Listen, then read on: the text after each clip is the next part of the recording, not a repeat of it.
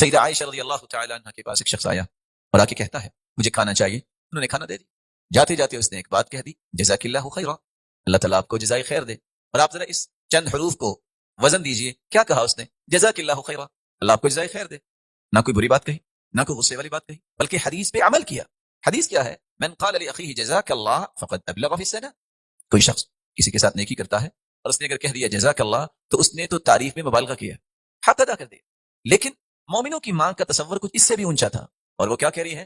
غفر اللہ لک, اللہ آپ کو معاف کرے. صحابیہ نے پوچھا مومنوں کی ماں, اس نے آخر کیا کہا ہے؟ دعا دی ہے نا؟ نہیں, میں نے یہ کھانا اس لیے دیا تھا کہ اللہ سے جنت میں اس کا بدلہ لوں گی. اس نے اتنی بڑی دعا دے دی تو مجھے خوف لاحق ہوا کہ یہاں ہی سب کچھ مل جائے گا, کہیں آخرت میں محروم نہ کر دی. لیکن آج اس کے برعکس ہمارا کیا ذہن ہوتا ہے؟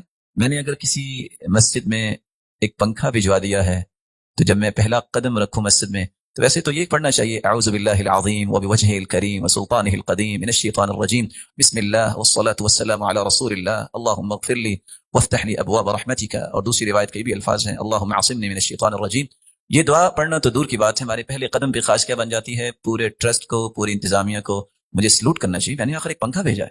اور مجھے کبھی کبھی سوچ آتی ہے میرے معزز اور محترم مکرم اور محتشم بھائیوں کہ ہم لوگ کتنے کمزور ہو گئے.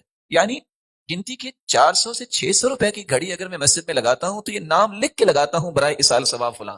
میرے رب کو پتہ نہیں ہے یہ کس نے دی ہے, میرے رب کو یہ پتہ نہیں ہے کیوں دی ہے. رب کو بھی آپ پڑھانا چاہتے ہیں, کس وجہ سے نام؟ اور ابن حجر اسقلانی نے تو اتنی بڑی بات لکھ دی فتح الباری صحیح بخاری کی شرح میں, من بنا مسجد وكتب اسمه علیہ كان بريئا من الاخلاص. جو مسجد بنا کے اپنا نام لکھ لاتا ہے یہ شخص اخلاص سے بری ہے. مقصد ہی فوت ہو گیا. تو مخلص جو ہے اس کی غرض یہ ہوتی ہے کہ وہ جنت میں اس کا بدلہ لے گا.